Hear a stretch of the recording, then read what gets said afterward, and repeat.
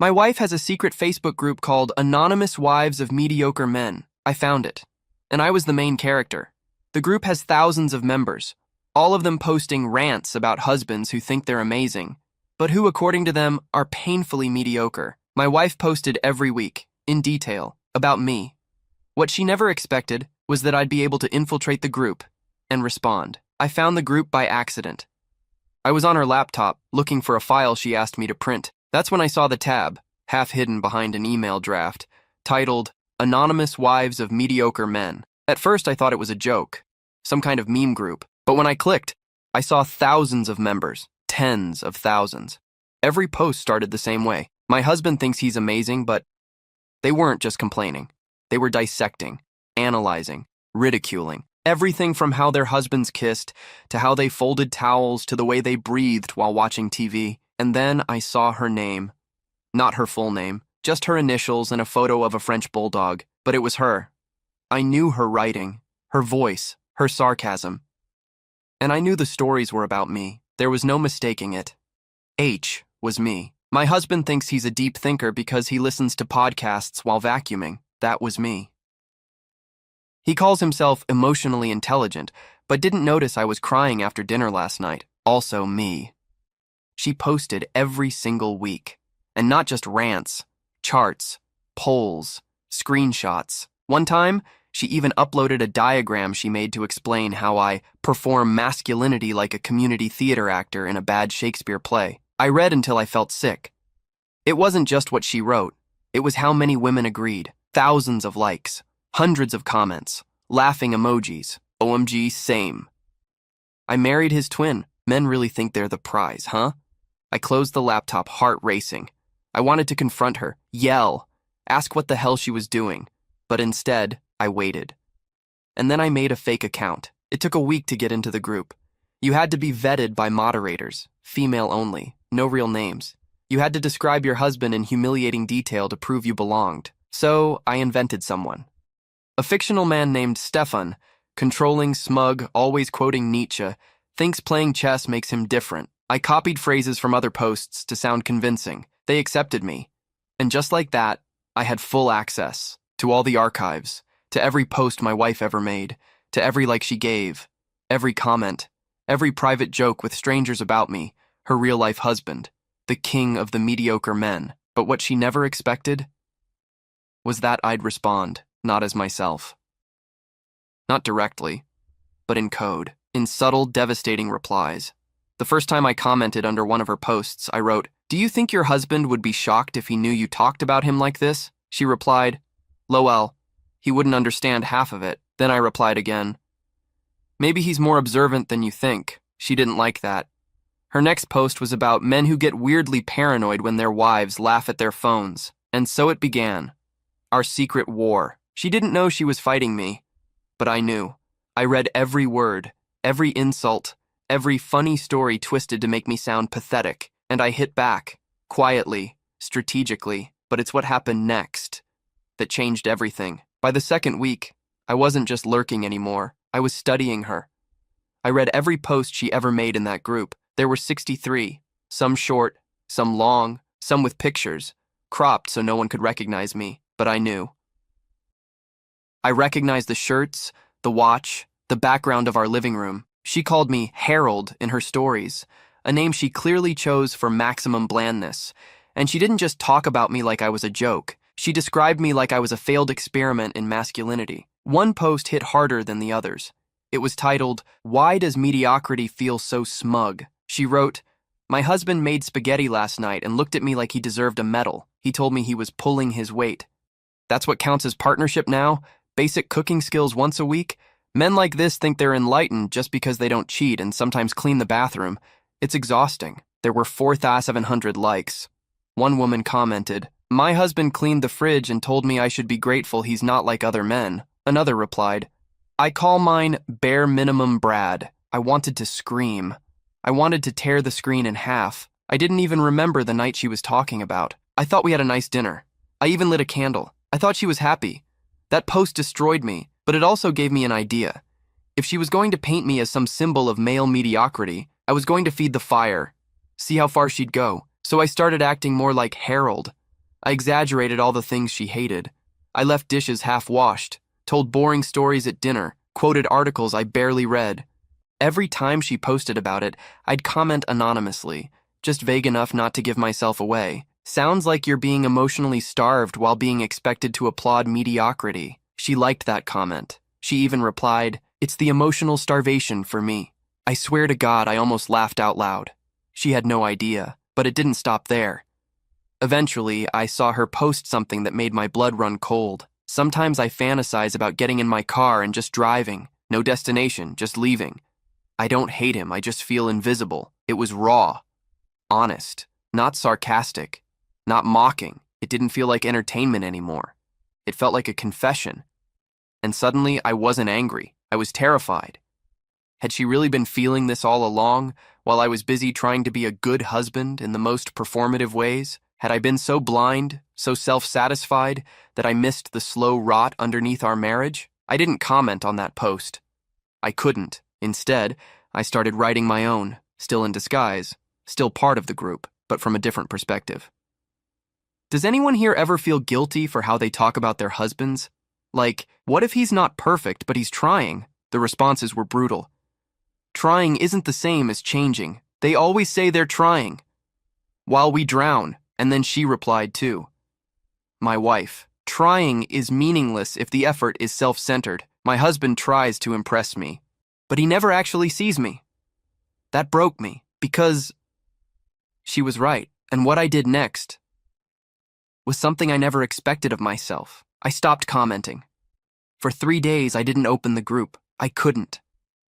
Every word in there felt like a mirror I didn't want to face, warped, but still accurate enough to hurt. Instead, I watched her. Not in a creepy way, just closely, carefully, like I was meeting her for the first time. I noticed things I had ignored for years. The way her face tightened when I spoke over her without realizing. The way she sighed quietly after folding my laundry. Again. The silence between us in the evenings, when we sat on the same couch, breathing the same air, but not really together. She wasn't cold. She wasn't mean. She was distant. And I had no idea when that distance began. That night, I offered to cook dinner again, properly, not just some smug display of husband points. I made one of her favorites, didn't say a word about it, didn't expect praise. She said thank you, politely. Like I was a waiter, and I realized how far gone we were. But something shifted the next morning. She left her phone on the kitchen counter while taking a call in the hallway. It buzzed. A notification popped up from the group. AWMM. You've been tagged in a comment. I shouldn't have touched it, but I did. It was a comment on one of her old posts, the one about emotional starvation. Another woman had replied, "Have you ever talked to him about this? Or are you just waiting for him to magically read your mind?" Then someone else tagged her and added, "Or maybe he's not the villain. Maybe he's just lost, like a lot of them are." She hadn't responded yet. I felt something in my chest, not hope exactly, just a crack, a possibility, so I made a decision. If I was going to fix this, if there was anything left to fix, I couldn't keep hiding. That night, after she fell asleep, I went into the group one last time. I wrote a post, a real one, honest, raw, not pretending to be someone else. No fake husband, no sarcastic tone. Just this. What if one of the mediocre men you're all talking about found this group? What if he realized too late that the woman he loves feels like a stranger next to him? What if he read every post and still couldn't hate her, only himself? What would you tell him to do if he finally wants to see her before she disappears? I signed it anonymously. Within minutes, the comments poured in. Some were cruel. Too little, too late. Cry me a river. Be a man and talk to her, not us. But one stood out. It said, "If you're serious, write her a letter. No excuses. No, I'm trying. Just truth. Women like her deserve to be seen before they disappear completely." The comment was from my wife. She didn't know it was me, but I knew exactly what I had to do next. I didn't sleep that night. I lay beside her, staring at the ceiling, listening to her breathe, wondering how many nights she had stayed awake next to me, feeling invisible. By morning, I had written the letter, not typed, not edited, not polished, just ink and paper, messy and raw, 4 pages, no excuses, no blame, only truth. I wrote about how I found the group, how I had been reading everything, how I had pretended to be someone else. I told her I deserved every word she wrote, even the cruel ones, because I hadn't really seen her in years. I told her I thought I was a good husband because I wasn't bad. I didn't cheat. I didn't hit. I remembered birthdays. I showed up, but I never noticed her. Not really. I told her that somewhere along the way, I stopped asking who she was becoming. I kept loving the version of her I married, not the version she was evolving into, and now I feared I didn't know her at all. I left the letter on her pillow. Then I left the house. I needed to give her space. Or maybe I just couldn't handle watching her read it. I sat in my car for hours, parked outside a supermarket, watching people come and go, wondering if any of them were part of that group too, wondering how many other men had no idea they were the main characters in someone else's secret story. Around noon, I checked my phone. One missed call from her. Just one. No message. I didn't call back. Instead, I went home. She wasn't in the living room. Or the kitchen. I thought she might have left. But then I heard the shower running. I sat on the edge of the bed, heart pounding, staring at the crumpled envelope I'd written her name on. When she came out, she didn't say anything at first. She just looked at me. Her eyes were red, but not furious, not broken. She sat down across from me. "Was it really you?" she asked quietly. I nodded. Her voice was calm, but shaking slightly. "You read all of it?" "All of it," I said. She looked away, biting her lip. "I didn't write those things to be cruel," she said. I didn't know where else to go. I didn't know how to tell you without breaking something." I nodded again. "You didn't break it. I did. I just didn't notice." We sat in silence for a long time. Then she said something I'll never forget.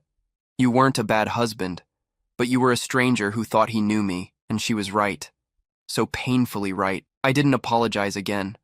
I had already done that in the letter. Words weren't enough anymore. Instead, I asked the question I should have asked years ago. "What do you need me to see?" She looked at me for a long time, measuring the weight of that question. Then she finally answered, but what she said wasn't what I expected. She didn't speak right away. She looked down at her hands, fingers fidgeting with the edge of her sleeve, like she was debating whether or not I deserved the truth, or maybe she was wondering if I could handle it. Then she said, almost in a whisper, "I need you to see that I'm not happy, and haven't been for a long time." It landed like a punch to the chest. Not because it was a surprise, but because hearing it aloud shattered every illusion I'd been clinging to. "I thought you were just tired," I said, ashamed of how hollow it sounded. "I was tired," she replied. "Then I got numb. Then I started screaming in places where you couldn't hear me." I nodded slowly. "Like a Facebook group with thousands of strangers." Her expression changed. Not guilt, exactly, just exhaustion.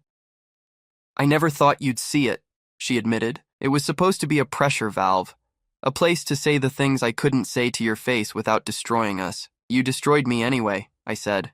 Not angry, just honest.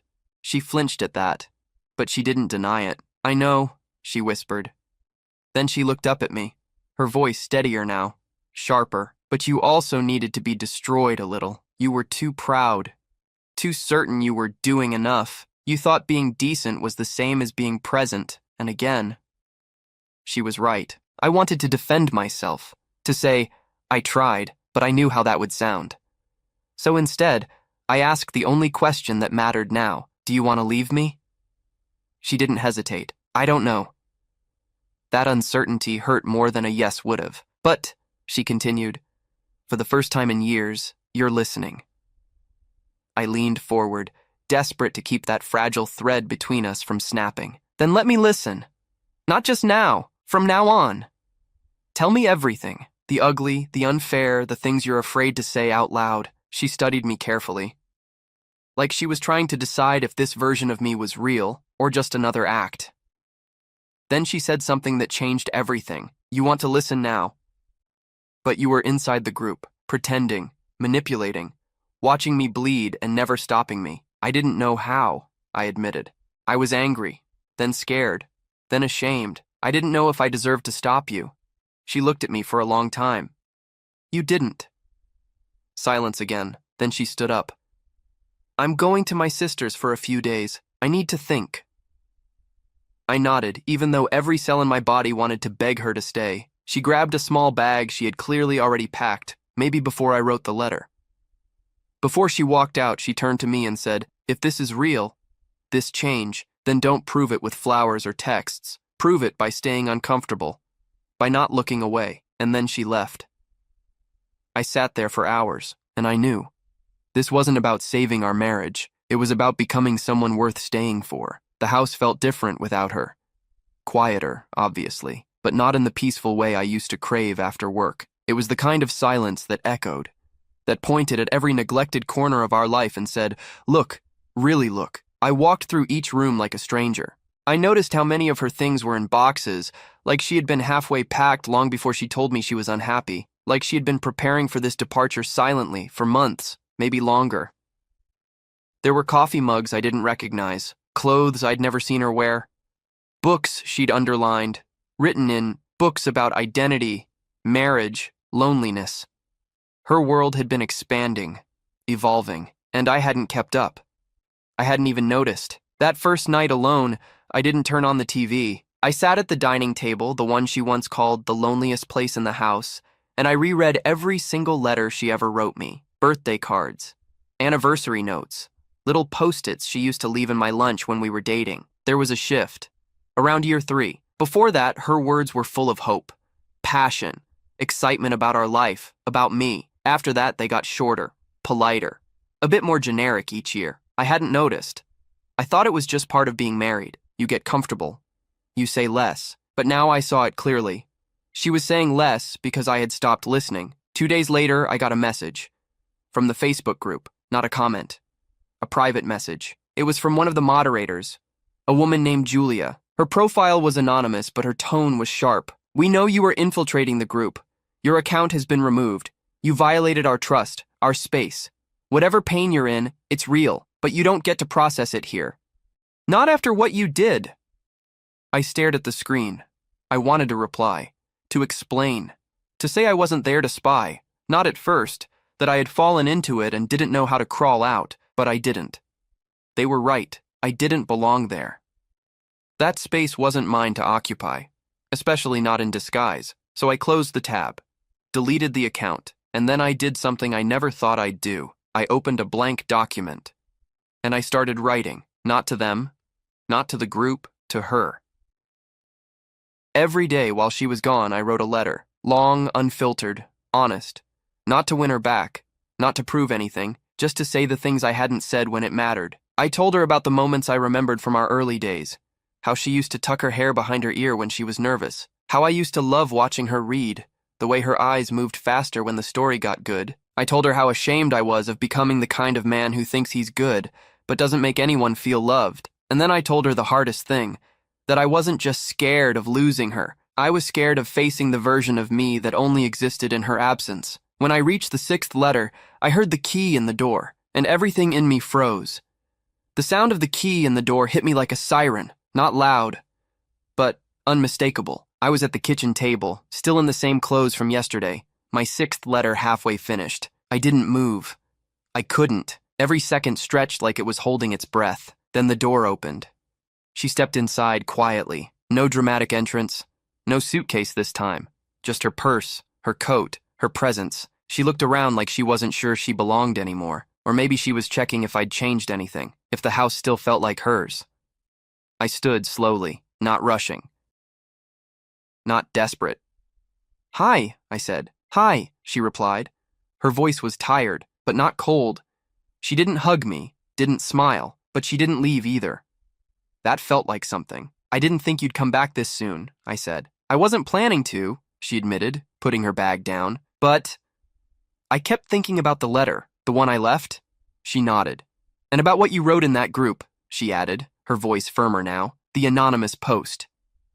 I froze. "You knew it was me?" "Not at first," she said, "but after I read your letter, I went back and read that post again. It was your voice. The part where you said you kept loving the version of me you married. That's something you once said. In a card." She remembered that? I couldn't breathe. She sat down across from me. "I hated you for being in that group," she said. "Hated that you saw all those pieces of me I never meant you to see. But also..." She paused. "But also, you finally saw me." Those 4 words landed harder than anything she'd ever said to me. I didn't say anything. Just let her keep going. I don't know if I want to stay, she continued. I'm not saying this is some magical fix. I still feel lost. Still feel distant. But for the first time, I feel like you're actually in the room with me. She looked at the stack of handwritten letters on the table. Are those all for me? Yes, I said. One for each day you were gone. She reached for the first one, held it for a moment, then set it down without opening it. I'm not ready to read them yet, she said gently, but I will. Silence fell between us again, but this time, it didn't feel heavy, just cautious. Like something fragile was trying to form between us. Then she asked something unexpected. Do you want to try therapy?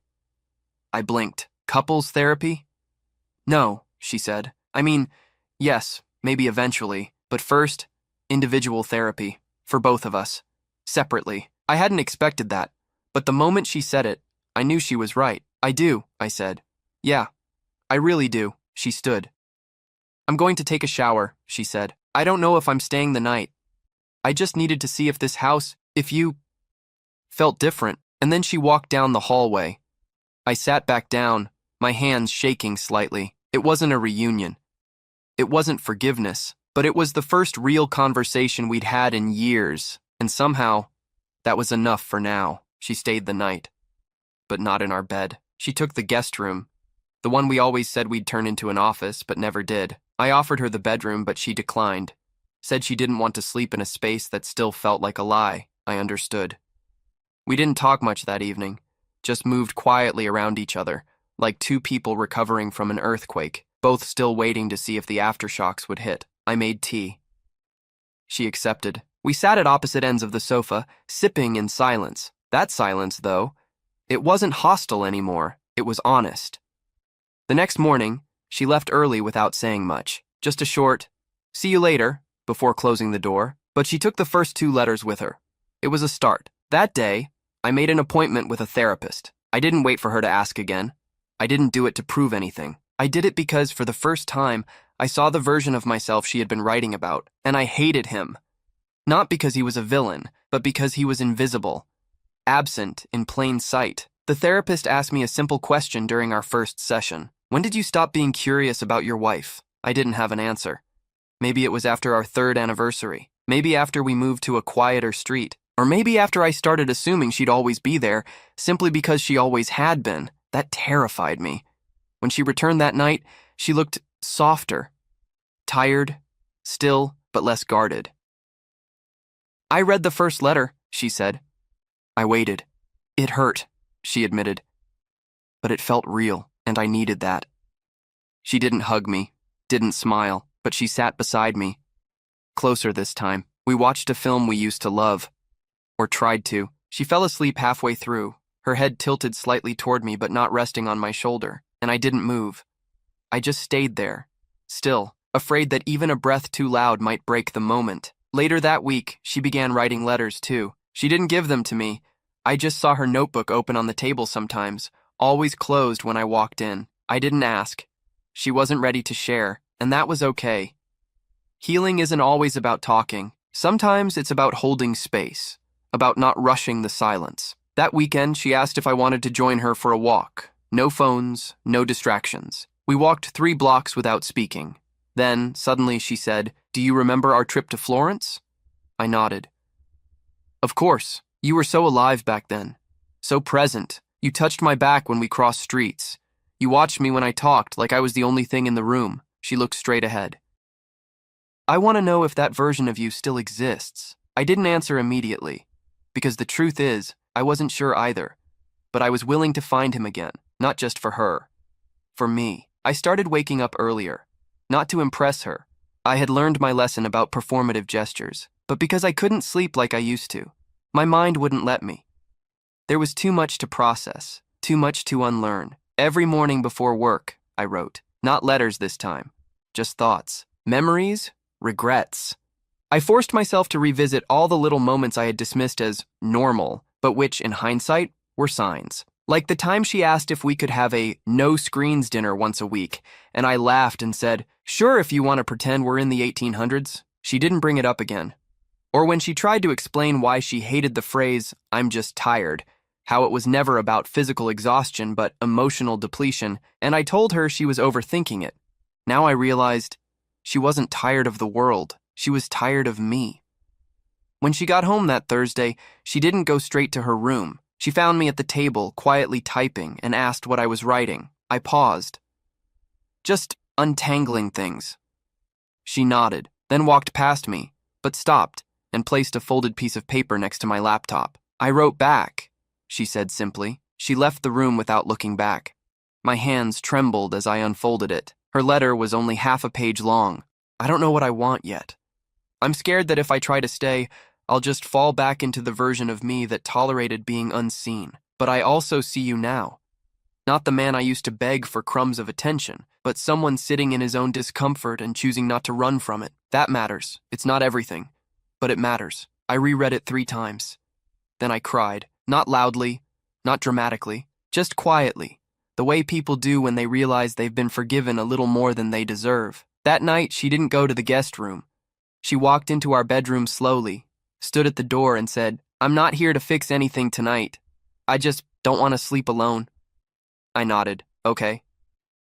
We lay side by side, not touching, not talking, but breathing the same rhythm. It wasn't romance. It wasn't reconciliation. It was recognition. That we were 2 fractured people trying to understand how the cracks formed and whether they could hold the weight of something new. That weekend, she suggested a rule, 1 hour every Sunday where we just talk. No phones, no distractions, no defensiveness. We called it the hour. The first one was messy. I over-explained. She shut down. We ended it early. The second was better. By the third, we were talking like 2 people meeting for the first time, not out of amnesia, but out of intention. And I realized something strange. For the first time in years, I wanted to be interesting to her again, not because I was scared of losing her, but because I was finally starting to understand who she was becoming. By the time we reached our 4th hour, something shifted. We weren't just talking about the past anymore. We started asking each other real questions, hard ones, not to blame, but to understand. She asked me, "When did you stop being curious about me?" And I asked her, "When did you start thinking I couldn't handle your truth?" Both questions lingered between us like smoke, visible, inescapable. She answered first. "I think it was after I told you I hated my job," she said. "I remember I came home, completely drained, and told you I was thinking about quitting, and you said, 'Maybe you just need a vacation.'" She paused. That was the moment. Not because it was a bad answer, but because it was the safe answer. You didn't ask why I hated it. You didn't even look up from your laptop. I realized then, you didn't want to deal with the messy version of me. My throat tightened. I was scared, I admitted. Scared that if you started unraveling, I wouldn't know how to hold you together. So I gave you neat solutions instead of attention. She nodded slowly. I didn't need fixing. I needed a witness. That hit me like a brick. We sat in silence after that. But it wasn't empty. It was full of the weight of years unsaid. Later that night, she brought up something I never thought she'd mention. "The group," she said. I looked at her carefully. "I'm not angry about it anymore," she continued. "I mean, I was furious, violated, but now I think it was the only way this ever would have happened." "You mean me waking up?" I asked. She shook her head. "No, us waking up." That surprised me. I had been performing too, she confessed, pretending to be fine, pretending to believe your compliments, pretending that our routines were enough. And deep down, I think I wanted to be caught. That made my stomach twist. "You wanted me to read those things?" "No," she said, "but I wanted someone to know how lonely I was. I just didn't think that someone would be you." We both laughed, a bitter kind of laugh, not cruel, just painfully self-aware. Then she said something I hadn't dared hope to hear. "I'm not ready to say we're okay, but I'm starting to believe we might not be doomed. That may sound small to someone else, but to me, it felt monumental, because for the first time, she wasn't just tolerating me, she was letting me in. And not into the curated version of her I had loved for years, but into the angry, bruised, complex version who had learned to protect herself. I had a long way to go. But for the first time, I wasn't trying to get back to how things used to be. I was learning to love her as she is now. And in doing that, maybe I could finally meet myself again too. A few weeks later, something happened that would have gone unnoticed before. She laughed. Not politely, not out of habit, not as a social reflex. A real laugh. Unfiltered, spontaneous, the kind that escaped before she could hide it. We were in the kitchen, cleaning up after dinner. I had dropped a plate, not in a dramatic, clumsy way, just enough to make a sharp sound and watch it spin awkwardly across the counter like a hockey puck. She laughed. I froze, not because of the plate, but because it had been months since I'd heard that version of her voice. She must have noticed my expression, because she softened, wiped her hands on a towel and said, "I used to laugh all the time, didn't I?" "You did?" I said.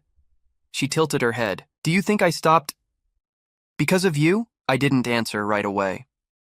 "I think," I said carefully, "you stopped because you didn't feel safe to be light anymore, and I wasn't the kind of man who noticed soon enough to ask why." She didn't reply, but she didn't look away either. That was enough for now. Later that night, she joined me on the couch again. No big declarations, no physical closeness, just shared space, no tension. We watched a documentary about a couple restoring an old, crumbling estate in southern France. I don't even remember most of the film, but I remember one line the woman said as she pointed to a cracked wall. "Some structures aren't ruined. They're just waiting to be understood differently." It stayed with me, because that was us. We weren't trying to rebuild what we had. We were uncovering something entirely new beneath the wreckage. In therapy, I told my counselor that I was afraid of becoming that man again, the one who thought he was kind simply because he wasn't cruel, the man who confused being present with being attentive. He said something I didn't expect. Shame can't be the foundation of change. If you build on shame, you'll always be scared of slipping. That hit hard, because I'd been doing everything from a place of guilt, and while guilt had opened my eyes, it couldn't keep me awake forever. I needed a new reason. So I started focusing less on being better and more on being honest, with her, with myself. I told her when I felt like I was overcorrecting, when I was scared she'd never fully trust me again, when I still caught myself wanting praise just for showing up, and she listened. Sometimes with her arms crossed, sometimes with tears, but she listened. One night, she handed me a letter of her own. Not a reply to anything I'd written, just something she'd felt ready to say. "I don't miss who you were, but I'm starting to like who you're becoming, and I think I might even like who I'm becoming too." I read it 3 times. It didn't promise anything, didn't wrap up our story in a neat bow, but it was the first time in a long time that I saw hope, not as a fantasy, but as a choice we were both still making, not because we had to, but because somehow, in all the mess, we still wanted to. I used to think trust was like a light switch, either on or off, but now I see it more like a sunrise. It comes back in slow, cautious layers, almost imperceptible at first. Then suddenly, you realize the room isn't dark anymore. That's how it felt with us. Little things changed. She started leaving her notebook open sometimes. I never read it, never even peeked. But the fact that it was left there, unguarded, meant more to me than any conversation could. I stopped asking her if we were okay. I stopped looking for signs of forgiveness in her expressions. Instead, I just stayed present, not performatively, just consistently, quietly. We still had setbacks. One night, during the hour, I interrupted her. Not rudely, just instinctively. I was trying to explain my side of a memory she brought up. She went silent. Shut down completely. I apologized, but it was too late. The wall came up. She left the room. I sat there alone, furious with myself. Old me would have followed her, defended myself, tried to fix it in the moment. But this time, I waited. The next morning, I slid a note under her door. "I'm still learning. I know that's not an excuse, but it is the truth. When you're ready to tell me how I made you feel, I'll be ready to hear it, without defending, without interrupting, without needing to be right." She didn't reply with words. But that night, she sat next to me again, and her shoulder brushed mine. She stayed close the whole episode we watched, and I knew we were still in it, still choosing. The biggest change came unexpectedly. We were in the supermarket grabbing groceries. She reached for a jar of something I never remembered her liking. I said without thinking, "Since when do you like artichoke hearts?" She looked at me, surprised. "Always have." I blinked. "I don't remember that." Her reply was quiet, but it pierced. "You never asked." There it was again, the reminder of all the years I lived next to her without really knowing her. I nodded. "Then tell me now. Tell me why you like them, she smiled faintly. Because they're complicated. You have to peel away so much to get to the good part. I laughed, but it wasn't really about the artichokes. She was talking about herself, about us. Back at home, while putting away the groceries, she stopped suddenly and said, I didn't think you'd make it this far. I looked at her. What changed? You stopped asking for my reassurance, she said. You started showing up without needing a prize for it. That hit me harder than I expected, because it meant she'd noticed. All of it, and she still hadn't left. That night, as we got ready for bed, I asked, Do you still think I'm mediocre? She turned toward me, eyebrow raised, amused. Honestly? She said. I braced myself. I think you were, she admitted. But now, I don't know what you are yet, and strangely, that's the first time you've actually intrigued me in years. She turned off the light and got into bed, and I lay there, staring into the dark, thinking, maybe curiosity is how love begins again. It had been nearly 2 months since I found the group, 2 months of walking the tightrope between redemption and rejection, 2 months of seeing her not as my wife, but as a person I was meeting again. Slowly, deliberately, without shortcuts. One evening during our hour, she asked me a question I wasn't prepared for. What did you think I was going to do after you found the posts? I hesitated. At first, I thought you'd deny it, or cry, or maybe leave. And when I didn't, she asked. I didn't know what to do with that, I admitted. You didn't react the way I expected. You just stayed calm, cold, like you'd already made peace with losing me. She nodded. I had, a long time ago. The honesty of that hit harder than any insult. She wasn't trying to hurt me. She was just telling the truth. I looked at her, not searching for pity, not for reassurance, just seeing her, fully, with all the sharp edges I had ignored for years. She continued. The worst part wasn't that you read it. It was realizing how long I had been screaming into a void, and that you were the void. I swallowed hard. And now? Now, she said carefully. I'm watching to see if you become something other than that emptiness. That night I didn't sleep well. Not because I was anxious, but because I couldn't stop thinking about what it meant to be seen again, and how fragile that privilege is.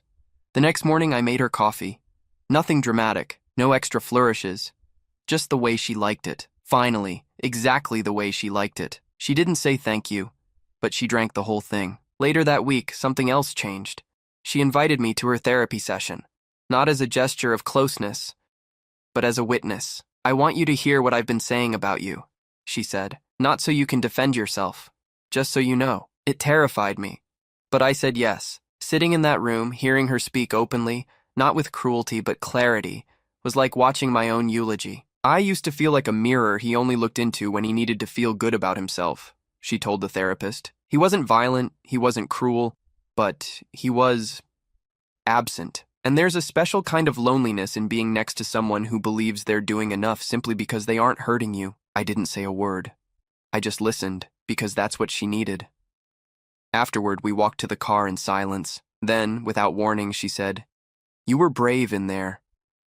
Not brave, I said. Just overdue. She looked at me, really looked. Still. You could have chosen not to come. I've done enough choosing not to, I said. She smiled, just barely.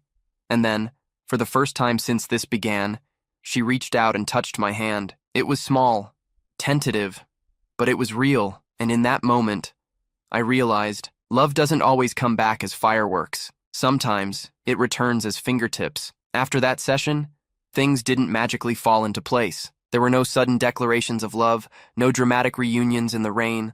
Life just continued, but with a different rhythm, a slower one, a more honest one. We didn't pretend anymore, not when something felt off, not when we needed space, not when one of us messed up, and we did mess up. I still caught myself slipping into old habits, trying to fix things too quickly, trying to fill silence with solutions instead of presence. She still pulled away sometimes, testing the air between us, making sure it was safe, but something was different now. We noticed, we named it. We didn't let small wounds fester into quiet resentments. One night, she sat across from me at dinner, stared at her plate for a long time, then said, You know what scares me the most? I set down my fork. What? That I might fall back into the version of me that tolerated all of this, she said, that I'll stop noticing again. It broke my heart, but I understood. I don't want you to tolerate me, I said. I want you to challenge me. Even if it hurts, especially if it hurts. She looked up. You say that now. I'll say it tomorrow too, I replied, and the next day. Because that's what love was becoming for me. Not a feeling, but a practice, a discipline, a choice I had to make every single day, even when it was uncomfortable, especially then. One Saturday morning, I found her standing in the hallway, staring at an old wedding photo on the wall, the one where we were laughing, soaked in champagne and sunlight. Do you miss them? She asked. I didn't have to ask who she meant. I miss what they thought they had, I said, but I don't want to go back to being him. She looked at me and for a long time said nothing. Then finally, good, because I don't want to go back to being her either. We stood there, side by side, not touching, but connected in a way that felt more intimate than anything we'd had in years. Later that night, she gave me something I hadn't dared ask for. She handed me her notebook. All of it? I asked, surprised. She nodded. Start at the beginning. I stayed up until 3 a.m. reading her entries. They were brutal. Some pages were venomous, some heartbreaking, some filled with hope she didn't even realize she still had, but they were all real. And they gave me a map, not back to her, but into her. The next morning, I told her I wasn't afraid of her anger anymore. I think your rage saved us, I said, because it was still energy, still passion. It meant you hadn't fully left. She didn't say anything. But her hand found mine again, fingertips again. A little firmer this time, and I knew, without needing words, that we were finally stepping out of survival mode, one fragile step at a time. It took us nearly 5 months to stop measuring our progress in apologies. At some point, I couldn't say exactly when, we stopped counting the things we'd survived and started building something that had never existed between us before. Not a return, a beginning. The Facebook group was long behind us now. She had left it on her own terms. No dramatic exit, no grand announcement, just a quiet departure, like someone stepping out of a room that no longer needed them. I needed that group when I felt voiceless, she said once, but now I want to say things where they matter, and she did. She started talking to me again, not just updates and logistics, thoughts, fears, dreams. We took long walks, sometimes in silence, sometimes deep in conversation. I learned more about her in those months than I had in our first 5 years of marriage. She wasn't the same woman I married. And thank God, because I wasn't the same man either.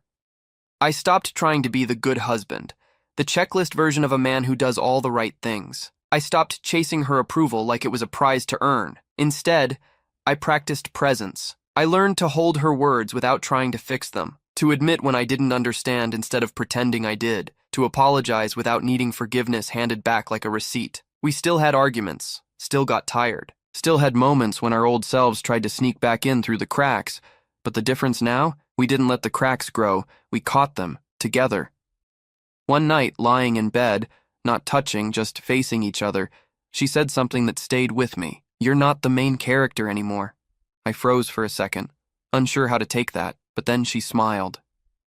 Really smiled, and neither am I. I understood. For so long, we'd both been living in stories where the other person was either the villain or the background. Now finally, we were co-authors. And the story wasn't about who was right, or who gave more, or who hurt first. It was about who chose to stay, and who chose to change. We didn't celebrate a specific moment as a turning point. There wasn't one. Just quiet mornings, shared jokes, open notebooks, and love. Not loud, not constant, but steady. So when people ask me if I ever confronted her about what she wrote, if I ever made her feel the weight of her words in that group, I say no. Because she already carried it, and the real question isn't why she wrote it. The real question is, why did I let her get to that point without noticing? Now I notice. Now I see. Now I stay. Thanks for watching. If this story made you think, don't forget to share, like, and subscribe. See you in the next one.